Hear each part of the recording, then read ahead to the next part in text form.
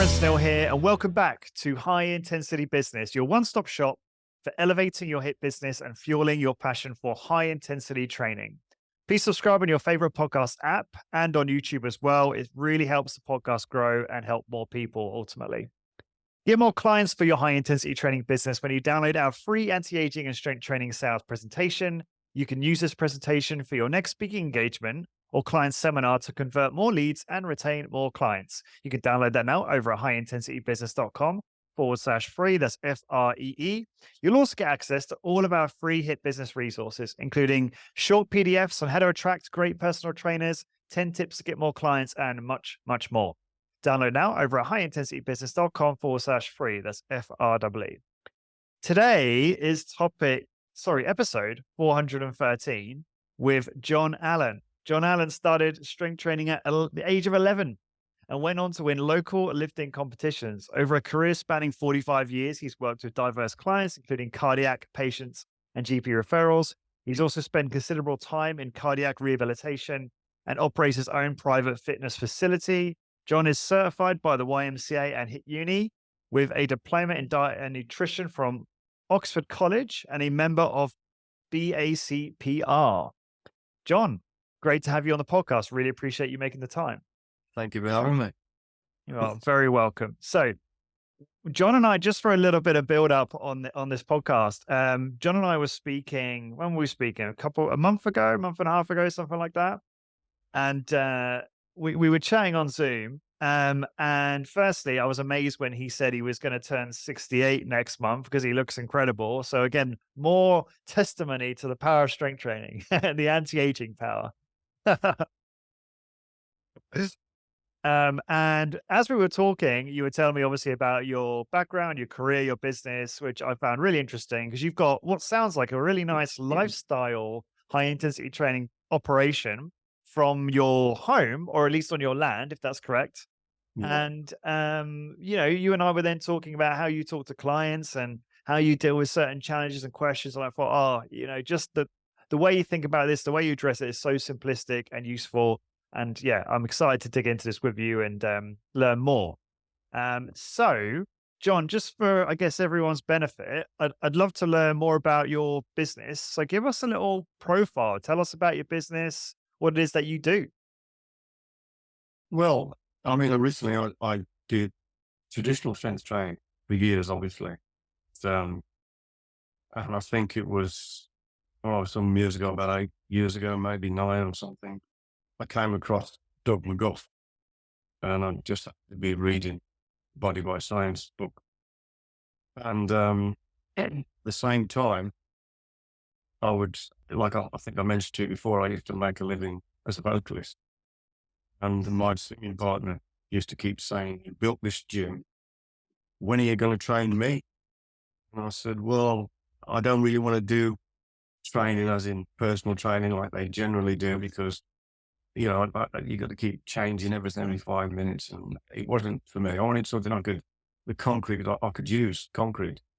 And I'm still working on something. And then a few months later, cut the story short, I said, "I've got an idea." I said, I've been looking at this stuff, which I did recognize some of it because back in the day, in the 70s, there was mention of Arthur Jones, but nobody really took a lot of notice in England. And we could talk about that later. So I started this method and I said, come down and have a crack with it. And I started my singing partner first. Then I think my cousin joined the band, and we went on from there. And I was still working in cardiac rehab, so I picked up a couple of clients from there to start with. And I think I joined something on the internet called Bark. Have you heard of that? Yeah, I use Bark a lot. Yeah. Yeah, I think I spent about £380 or something and ended up with about 4 clients. 2 didn't stop, and 2 I gained. And gradually, from nowhere, I seemed to gain something like 28 slots. I'd fill 28 to 30 slots. Mm-hmm. And that was enough, really. So I had to stop doing the cardiac rehab, and I left and carried on doing what I'm doing. And then COVID hit just as I left my work, my day job. The COVID struck and I had to sort of stop. And I lost about 8 or 10 people because two or three of them moved area, and Hmm. a couple of them had only just started and they didn't want to continue, and that sort of thing. So I'm left with about 20, 21 slots, and I feel that's if everybody comes in the week. Um, Basically doing what you see on the other podcasts, really trying to do that. But is not everybody gets it. No matter how hard you try to get them to do one set, people don't. Some people can't do it. And my partner, senior partner, was one of those people. And we must have spent 12 months trying to get her to do one set to failure. And I was almost sure she wasn't getting out of that. And she was never out of breath or anything like that. So I sort of mixed it between traditional and what we do. So I ended up doing 2 sets with her. And the second set, she was tired. It seemed to work that way. And she had to go a bit faster than what we normally try to do. That was the only way to get her to get it. And eventually, like up to date, we've come back to the one set, and she's got it a bit better now. But I don't know exactly um, what else to say about it. It's much the same as everybody else's business. It's probably a smaller facility, Mhm. 50 square meters. Well, In, 10 square feet. Do you Hmm? know? Do you know what that is in square It's feet? about 500 and something square feet. Okay. It's shaped like a T. So if you're going in from the bottom of the T and then out to the sides, if that makes sense. So it's spread out around there with a bit of floor space left in the middle there. I haven't got the traditional high intensity Medex machinery. I think it would have been too big to fit in all the way around. I wouldn't have got so much in. I have got some Nautilus pieces, about 3 of those. What do you have specifically? I've got the shoulder press, the Evo shoulder press. Nice. I've got the Nitro low back machine, and what's the other one? I've got the up to date Impact Nautilus leg press machine. How'd you find that? That guy. Isn't it? For those listening, that was John pulling a funny face to say, I'm not massively impressed. It's it got the problem I find with it is trying to start off gradually as we do, just to cut out as much momentum as we can. Yeah. As the weight gets up, it's extremely difficult to get that off. When it's off, you find if you help them off with the first rep, when it's really heavy, the strong guys, then they can control their 4 reps after that. But to get it off, you can do it. I've done it. But it's almost like none of them took the time to. But I used to use the action vault where I worked, the cardiac rehab. Believe it or not, we had nitro leg press, nitro shoulder press, nitro pull down, nitro chest press, Nice. Nautilus assisted chin and dip. They had all a lot of, All works. yeah, we didn't have a seated row. But I used the nitro leg press there, and that was much easier to gradually get into the movement. This is hard at the start. It's a good machine. It's built like a tank. Mm. I don't know, Is that a strength curve issue? Is that what that is? The resistance too high out the I gate? think it is, yeah, it's something to do with the way that I don't think they thought about it like Arthur Jones may have thought of it, Yeah. and I think they just wanted to make money, and I think that joined up with Star Trek Empire, I think, or something. Okay. Yeah. Think Yeah. I've not that's heard great things about the Impact and Instinct, I think is the other one. Instincts. Line. Not heard good things about those two so far. Well, Not tried them myself. they put the lumbar curve on the one seat, Okay. but not on the Impact. It's Right. flat. It's like a screen stuck up there, and it's hard. And I use a little tiny bit of a slight thing for some people. Like a cushion for the lumbar. Yeah. Yeah, but again, you see with the lumbar curve for some people, I don't know if you've noticed with some people, the back, some people, like black people have a curve more so than white people, if you like. I did not know that. Notice that the back Yeah. dead straight sometimes, right into the coccyx, if you notice with some people. And if you're going to push, their back's naturally almost straight. So then if you're going to curve it, you're then doing what you'd be doing if you're trying to pull a curl out of somebody. Mm. That's the way Is I that look at it. is that not due to bad posture though? A lot of people don't have that natural lumbar curve because of just the bad posture. I don't know, because if you look at a lot of there should be a slight curve there, Yeah. and maybe there is, but it's less on some people. Right. So if you've got one set longer curve, you've got to put a little. So if people who look dead straight, they normally say they're comfortable, and I can see that there's not. You can only get your hand behind with some people.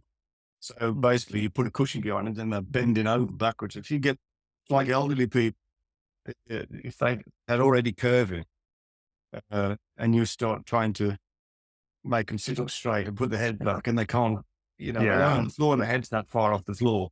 They have to Yeah. have a killer.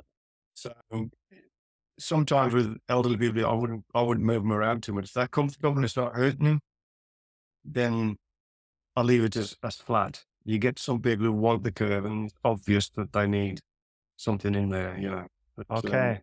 that's just my observation anyway. So just stepping back for a second, when you were working in cardiac rehab, what does that mean exactly? What were you doing? What we're doing with the traditional cardiac rehab that they were doing all over everywhere, but ours was the biggest cardiac rehab unit in Europe. I mean, ours had the Centre of Excellence award, and we inside our. If I got the screen up, I could show you, but we got a 55-meter walking track inside Oh indoor wow. with all this machine. We had 136 pieces of gym kit. Wow. And the walking track. Mm. And then you got an open plan office, and then a meeting room and side offices. All this was all part of Action Art unit. So you had people, they'd first come in and they'd be on what we call the telemetry, where they'd have, I don't know if you're familiar with Not ECG. really. Well, you don't get too technical. A lot of it's not really worth messing with, but they put the ECG stickers onto them, if you like, for want of a Yeah. better.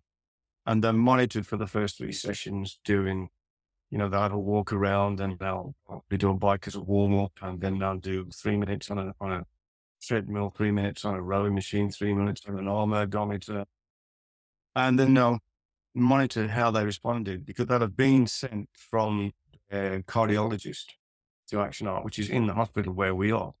And we'd have the report of what they'd got, heart failure, or and had a heart attack, and it's affected this, and they got some damage, or they got so many stents, all the sort of thing that you get with that. They'd be on this medication, which is generally very similar for most general heart attacks. And that's how you'd work it. Then they'd have worked out they'd have had a treadmill test to start with, in testing room, to find out where the heart rate range would be set by the powers that be, would set the heart rate range. There's a bit of politics here, but the powers that be had set the heart rate range, not the supervisor, or such as me. I would adjust it, because I've got the most experience. But they'd set that from the treadmill test. Then they'd be monitored for these 3 sessions. After the 3 sessions, they'd be on their own. They'd have a program. They'd go out there and do their own thing, and we'd keep an eye on it. Just one thing quickly on the heart rate range. When you're saying there was a little bit of politics there, is that because you would think that you would increase the range slightly because they're too cautious? Well, That yeah.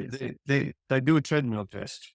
Yeah. If you think of some of the things said in high intensity training, and keep that in mind for a second. Yep. I'm going to do a treadmill test with you to find out where your limits are, if you want, to see what we'd look for is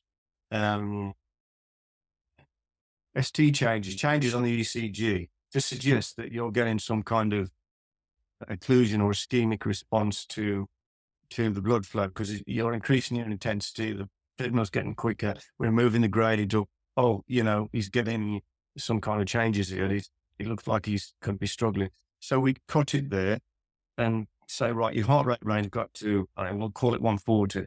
So that's where your top end is. And we're going to put you in a 10 heart rate range, say so your heart rate is 130 to 140 max.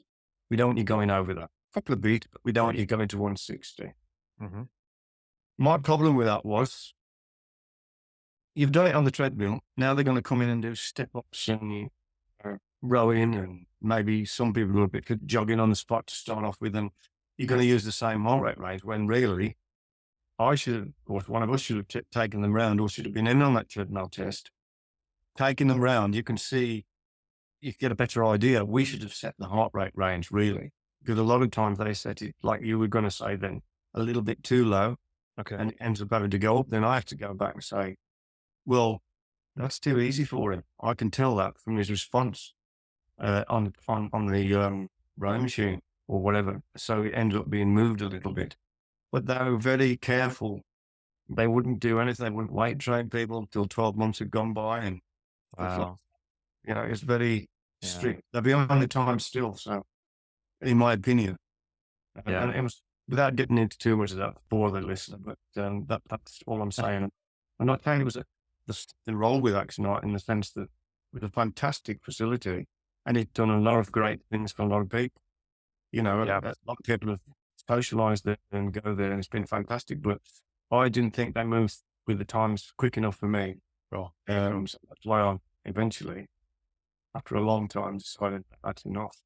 Totally makes sense. And no, it's not boring at all. It's actually fascinating. And let me try and understand this. So you weren't I'm trying to understand your kind of background and credentials. So you weren't like a medical professional. Like what would you specialize in? Like was it a personal trainer, specifically cardiac rehab? I'm trying to understand your credentials and When your on my background. day on the day job.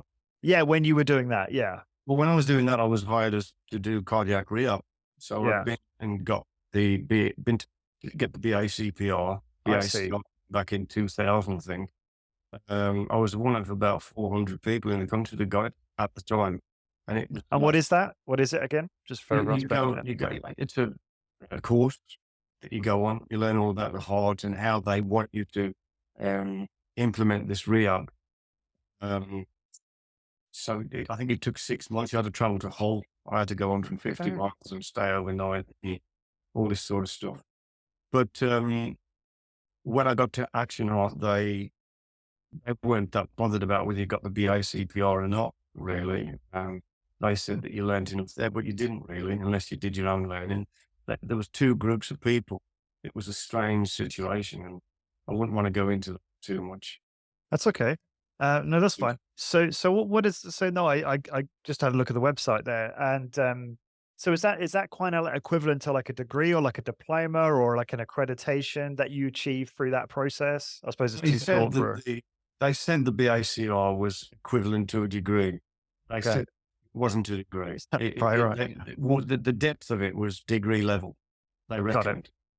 Um, but originally I just got gym instructors, circuit training instructor certificates, personal trainers, thing, diploma, diet and nutrition. So I really, and all the experience I've had from when I was 11, I hadn't really got anything else but that until I got the BACR. Then I gained a lot more experience with cardiac people, if you know what I mean.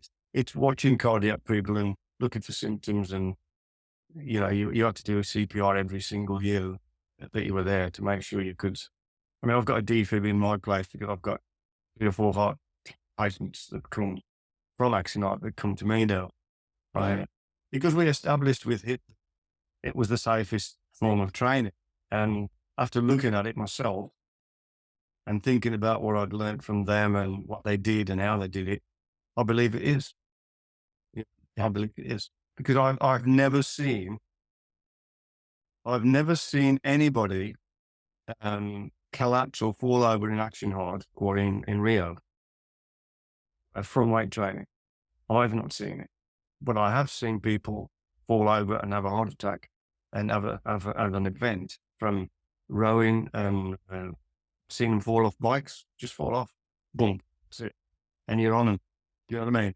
Or Wow. they fall off a rowing Were they machine. having a heart attack or? Oh yeah, I Wow. seen a heart attack and just sort of keel off, boom, straight onto the floor. So can you explain that to me? Forgive my ignorance. Why is it that those types of activities can cause a heart attack and exacerbate a condition, whereas weight training doesn't?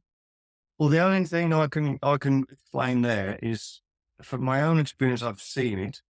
And the other thing is after reading more of how Doug McGuff explained it, and Yeah. then putting that together with what I've seen and what I've learned from the way they traditionally do with cardio rehab, I think your clientele would be better to listen to his explanation. I can tell you roughly. I mean, obviously, when you're doing the cardio work, you're not making a strong muscular contraction, so you're not getting as much return blood. Got it. Blood pumps back to the right side. I mean, I could go into the detail, but you don't want to know that. It Well, comes to the right side, yeah, and keep it high level, but yeah, keep going. Yep. then it gets across through the lungs to another system, and then it gets into the right side, and then it's shunted back out again. Well, you get more back, you get more going out.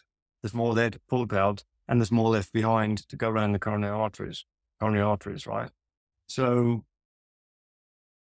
McGuff said that he felt that because there's more blood left in the chamber to go around the coronary arteries after it's been before it ejected, if you like, um, he figured that was probably one of the reasons people didn't get angina so I much. see. Now, when you're trying to I remember now. push your heart rate up high and on a bike, it's probably there's not enough there. Mhm. It's possibly something to do with what he said, and I think that's probably something to do with it. That you're trying to pump blood out, it's not there, so or you're going to get a symptom. Uh, I've seen it happen. I don't know if anybody's 100% sure, but all I know is that I had a builder come to me who went to Action Heart, and he was a rough guy and a tough guy. He's the sort of tough guy that you'd think would stand up against anything. He just looked like that, stocky guy, strong guy. And he said he'd been getting angina attacks occasionally on the building site, maybe as he'd gone and hurried up to pick up some bricks and run over and got him, and this sort of thing. And he'd get a little bit of an attack. Um, but I had him on the leg press, and I pushed him to his absolute limit after he'd been here for a while. Sure. Absolute limit, and he was gassed, and he never had a single episode. Is So there anything you would do differently with someone like that? Like when you first started training with him at the beginning, were you using a lower intensity? Because you said eventually you got him to failure. you have to be mindful. You can't just think, oh, well, I know this works and that is, because what'll happen is somebody will fall over, then you'll be grabbing for the defib or trying to give CPR. So you look, you've watched the reaction. I mean, obviously, I'm going to pick up reactions quicker than somebody else with heart attacks because I've seen them do it. Have them, but nobody's perfect. I miss things just like anybody else. But basically, just keep it real. There's learning process with some people. It's quick, isn't it? They haven't got any problem. Within weeks, they can get to almost maximum intensity. Some people, Yeah. but with heart clients, I'll probably, you know, get them taken just before I think they get into close to failure, and then back them off there and say, okay, that's enough. Maybe we'll do another set like that. Little bit of extra volume to start with, and bring it back to one set.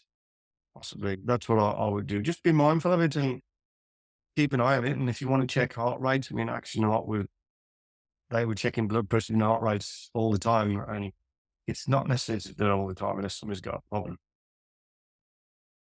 There's built-in problems with checking blood pressures. Trust me. I see. Bit noisy, is it? It's not as always that I'll clear. give you one that you can take with you. Yeah. I had a client, and he came to me from Action Heart, and one day he said, "You couldn't just check my blood pressure, could you?" And I said, "Yeah, I'll do that for you." And I checked it, and I didn't think, with all my experience, like I normally do, I know this guy. I shouldn't check. I shouldn't have checked this, because if it's high, I'm going to have a problem. And sure enough, his normal blood pressure, he said, was about 120 something over 78 or something. It was 148 over, 94 or something. I said, 148, 94. He said, "It's not normally that high." I knew straight away he's panicking now. He said, "Can you do it again?" I said, "Yeah, I'll do it again. Give me a second. Relax for a minute." I thought, that's it. I've blown this. So I did it again, 150 something over 90. God, yeah, now he's Starting to stressed. rise now. I said, Yeah. I said, I'll do it one more time. I said, but I'm not going to do it anymore. I said, give it a couple of minutes. Went up higher. It got to somewhere like 160 something over 101 or something ridiculous. Yeah. I said, I won't say it now. I said, look, go home. I said, relax like you normally do and take your blood pressure like you told me you normally do at the time you normally take it. Text me later. He said, well, I said, go home and just do that for me. I said, you're panicking now. I said, leave it. I said, it's not going to come down the way you want. It's not up, it's you. I said, so he went home. He texted me about 5 o'clock. He said, it's all right. I'm going to do on this 120 something over something. I said, great. So if they relax people and they don't really take it, if you know them and they're tense and they're anxious, ask them if they've got a problem with it. If they haven't got a problem at the doctors with it, I've never had a problem. I mean, people might shoot me down for this. I'd say, well, you know, I've gone, when did you last have it done? Oh, yeah. And well, last week. Well, okay, then. Yeah, it's always been okay. Well, take it if you want. I don't Yeah. think you need. I will take it if I think it's a problem, but you got to try and use experience to think, well, you know, they're anxious enough with the exercises. If I start taking the blood pressure too much and it goes up, Yeah. it'll go higher and higher and higher and higher. Yeah. I can see how people ask you that question because of your background and your kind of specialty. And yeah, I can see how that can be problematic. Let me ask you a scenario question. So I've got a client who is in a bad spot and is due an angiogram and may have heart disease and may need surgery, may need a stent, who knows. And obviously, as you would expect, the medical authorities have told her to do absolutely nothing and take it very, very easy, which is fine. Um, and then I assume after surgery there'll be a period of maybe like 6 weeks, maybe longer, where they suggest you again does basically nothing. And I'm just curious how you would approach that. Firstly, what would be, yeah, I guess what would be your intervention? Do you think that the medical authorities, when they say, you should do anything, you should take it really easy, do you think that's good advice? Or do you think that actually, and by the way, just quick disclaimer, this podcast is clearly not a replacement for your doctor. So please, if you are listening to us, we're obviously talking about stuff which is quite controversial. And please obviously check with your doctor first to see that you're okay to participate in different forms of exercise. Anyway, enough said. Over to you, John. Um, well, well, I need to know a bit more about him, really. I mean, what she told you. I mean, that's the thing. Ah, yeah, obviously I'll keep her anonymous. But yeah, I mean, look, quite overweight. Definitely not in a good place there. Is this a she or a he? She She. been strength training for a few months now, and has seen good results. Has seen some weight loss. Has seen obviously improvements in overall body composition and quality of life and ability, physical capability, and stuff like that. But definitely, obviously, as we know, with fat loss, diet is a huge component, and she's definitely struggled with that.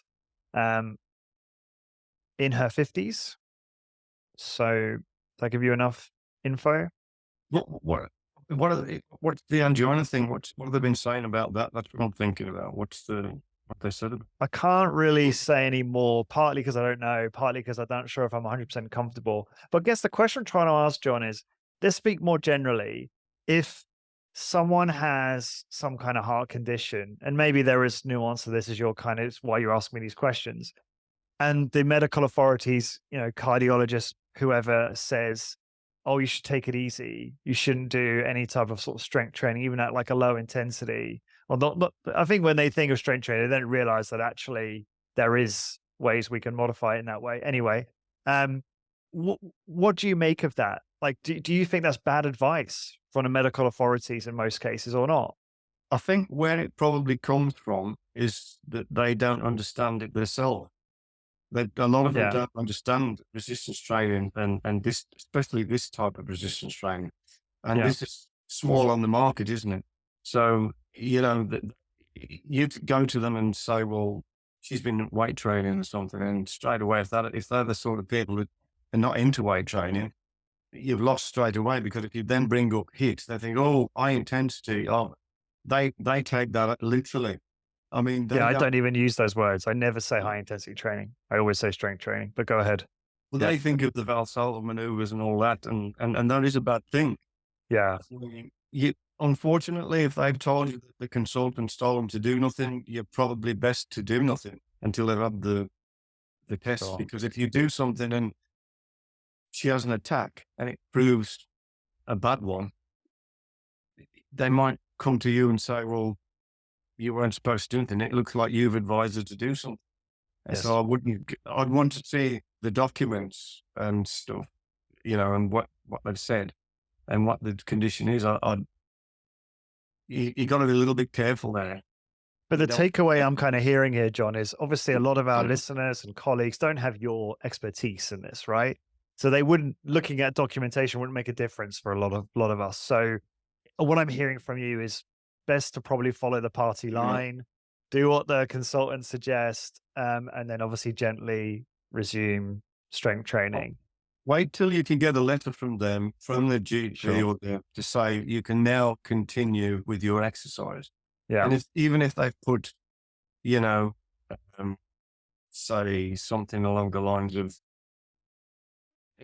able to continue with exercise at a moderate level, then you can interpret that where you ain't got so much of a problem there. You can then implement it how you feel you need to do it. But Yeah. if they've told them not to do anything and they've told you that, I think you'd have to get them to sign something to say it's at their own risk at least before you. Yeah. No, I wouldn't do that. I think I'd follow your first If it's first just point. angina, and I mean, are they getting angina? No, they're not actually. I don't think so. So what brought them to go to get it investigated?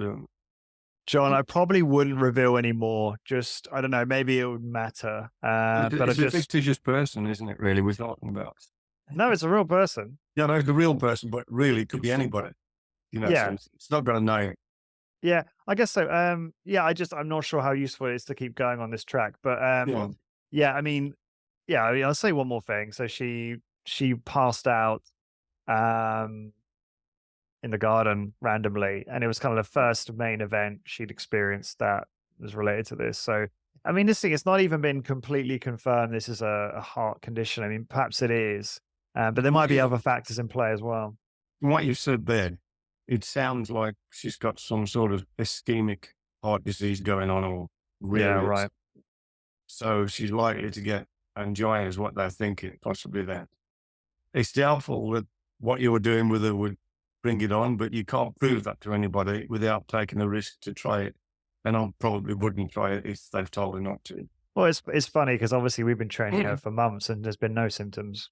She's Interesting. loving it, absolutely loved it, and worked hard. Yeah, no, thank you for that, John. That's very That's helpful. as close as I can get without putting myself on the line and Yeah, somebody picking me up on it and saying, well, I shouldn't have said that. yeah. So, just want to jump back, I guess, to your business to develop even better understanding. I had some questions there.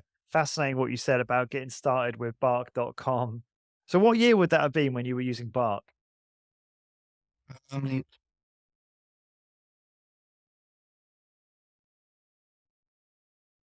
probably about 2015, I'd say. Okay, I didn't realize the It's, and service they had were, been around that long. Because I only started using it, I don't know, 6 months to a year ago. Yeah, 6 months ago, no, and it's more than that. stunning results. And I've been documenting some of that. I think I mentioned it on the podcast, but certainly inside the membership as well. And most of our clients are from Bark, most of them now, vast majority. I was Uh, thinking it might have been 2017, okay, yeah, because COVID's been in between. But I found that makes sense. bots, when you reply to them, they don't reply a lot of them. Yeah, it's hit and miss. It really is. It was strong for us for a while. We got a really bad lead flow there for a little bit where we didn't get any leads. And yeah, it is a numbers game. There are people there who you'll pay money to use credits to call them, and then they're like, "Oh no, I'm sorted," or "How did you get my information?" So there is a little bit of that, but then we've also found clients who are like incredible fit for us, like really, really high income, busy professional types who absolutely love what we do. So Yes. but yeah, it is obviously about, just worth saying, obviously, any marketing we do, we should be marketing where our target market is. So, Bark probably isn't optimal from that point of view because maybe you get some of your target market, but you also get a lot of people who are not and are not perhaps a great fit for you. The garden, is that how it Yeah. works? It looks It's a great. log cabin, yeah. Log cabin, yeah, beautiful. Because I think I don't know. I've spoken to a lot of people who aspire to have a business in this, or they're just startups, and that's kind of the thing they want. They're not interested in building this huge business and building a rival to, say, Discover Strength or something like that, and that's obviously great for those that do want to do that kind of thing. But some people just want to do, the quote unquote lifestyle business thing that you're doing. So I really love that. And it sounds like, yeah, I always feel like you've got a pretty chilled life. Obviously you said you're kind of semi-retired now. What do you work, 10, 15 hours a week, something like that? 20 sessions? Well, normally if it's full out, I'll do 6 clients on a Monday. I'll do 2 clients on a or 3 on a Tuesday, depending if the other one comes in the afternoon, if I need to change somebody. Wednesday, I'll do 1, 2, 3, 4. Thursday, 1, 2, 3, and Friday, I think 5, and Saturday morning 2. So, my Tuesday afternoon, I'll try to keep free. This morning, I should have had a client, but something went wrong when I come lands out. We misunderstood. She's a cardiac patient. She's a great client. She is absolutely brilliant. She's 72 years old, and she's already can deadlift sort of 80 kilograms off the floor. Wow, 72, which is nearly amazing. 200 pounds. And she's stronger than most of the other women on everything else as well. Incredible. So he's had a really bad heart problem as well, and she trains full out. It's Wow. been about 3 years. I think. Is she asymptomatic now? Yes, really, yeah. She's having some tests because I think they want to fit an ICD in there in case she has a thing and it'll shock her. But she doesn't want it because last time they did it, she died on the table more or less, and they had to bring her back round it for messing with her arteries and stuff. So she's worried, so she's cancelled it, and she's seeing the consultant to have a chat about that. But yeah, and what was the question again? Yeah, that happens to me all the time, John. No, it was just we were just talking about your business, talking about the setup, the lifestyle business you set up for yourself, hours you work, and you were just going through your weekly schedule there. So Right. what's an average session length at your place? Now, I know about the 20-minute sessions, and yes, it can be 30 done. It minutes. can be done. Generally, they are done about 25 minutes to half an hour, but a lot of times we're there for 45 minutes, and I allow an hour and a quarter for everybody at the moment because I like time to clean up, spray the stuff down, set up, go and have a drink if I want to drink, hang around, it's just what I do. And then the next one comes. It, I know people who can who can be, follow on. I know how quick they work, some of them. So I might put somebody in at 3 and put somebody else in at 4 because I know that this particular person, half an hour and he'll be out the door. But a lot of people, they do chat. So, and I won't stop them chatting. If they want to ask me something, I'll let them ask it. And if they've got something to discuss with me after, I'll let them do that. And if I can help them, I'll help them. So I allow that time for there. If they want to train quickly, get it out of the way, that's not a problem either. So a lot of them have become quite good friends. So Of course. that's what I can say about that, really. No, that's great. And what does your general workout look like? What do you normally program for people? What's a typical workout? Well, I've had this discussion with a lot of people in in traditional weight training, and people say this to me, I mean, tailor the exercise program. Mhm. And I wouldn't disagree with anything. All I'd say was, how? What are you saying? you can't, everybody, if, as long as they can, needs to do some sort of pushing and pulling, as you know, as we say, up and down, horizontal, and it's some sort of leg work, leg press, leg or squat. I've got a hip belt squat attachment thing and I can use as well. So how exactly are you modifying it? You'd have, then have you think they're modifying the exercise? Well, the only time I would make something totally different to everybody else, if that person can't do it, they've got some kind of rehab going on, because I do a bit of rehab with people as well, in general rehab, shoulders and things. Then you have to modify it. You know, you end up using the cable, or you end up using the machine and shortened range, or whatever you do to modify it. But with the tailoring, it really, to me, is more about how far you're going to push them for that individual person. Um, Whether you're going to take them longer than shorter, is that a bit more aerobic or something, or move them a bit quicker?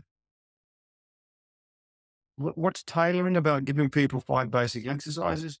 What's tailored to Jack that's not going to be the same for Jenny if she could do them? What are you tell me what's going to be tailored? What are you tailoring? Yeah. That's what I'm saying. I mean, do you see what I'm coming from there? I do, yeah, yeah. So what you're saying is you basically do big five and then you might throw in a few things to rehab people or Yeah, that kind of thing. Yeah, the that's totally tailoring fine, John. There's no yeah, the judgment. tailoring is more about what they need extra. If they say to you, well, I really need some extra work on my shoulders. Mhm. Okay, well, we'll throw in some lateral raises or some different shoulder movement or whatever.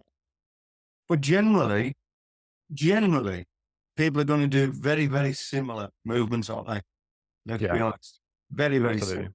Yeah. When you see anybody doing it, they're either doing a pulling movement, a pushing movement, a leg press. You very rarely see them doing any squatting with a bar on the back. Yeah. Yeah, yeah. I've An seen them average at doing least. belt squatting. Have you tried that? I tried that? No, I don't think I have actually. I don't And think I've ever so done that I'll tell you exercise. what, if you Yeah. can do it, I mean, Drew Baser, I think I'm going to see him do a belt squat. Yeah, I I think think he's, that I yeah. think he has, hasn't he? Yeah, I think so. He's on His videos of belt squat, if you do that slow and pause, I'll tell you what, I have no doubt. you get the right attachment. I don't think you want to do the leg press anymore. Really? Personally, I'll tell you what, Oh, that's you quite a get it statement. right. I Yeah. mean, yeah, do it occasionally. I mean, Maybe not an impact leg press, eh, John? Maybe a med-X. get the attachment to your rack. Have you got a rack? No, we don't. We I've don't. got a rack, so I've got, they get these short bars with short bar. It's like this. A long Yeah. bar is there's less arc at the other end. So I've got a longer bar, so it moves quite well, really. And I quite like it. If I've started doing that. Most of them do the. There's only me do it. Everybody else does the leg press. Cool. Yeah. Um, it's going to be one of those movements, isn't it? I mean, I've got people on my table seated row as opposed to my lateral one, because some people don't like that one. They're still rowing. Yeah. We've modified it, or uh, what's the word that we used? Tailored it to the other machine as opposed to that one, because it fits them better. Yeah. But when you're talking about tailoring something, I mean, you can only tailor it to what they can't do. I would look at what Well, can't I they mean, do? I guess another criteria might be preference. Hey, look, Unfortunately, if a client wants to lose weight off the midsection or wants to tone their midsection, like we know that's like all diet basically. But if someone wants to tone up their midsection, then you're going to incorporate more abdominal, more oblique, more lower back work, right? And it I might agree. make no difference, but you'll do it just for their own Yeah, preference because they want to feel the burn, right?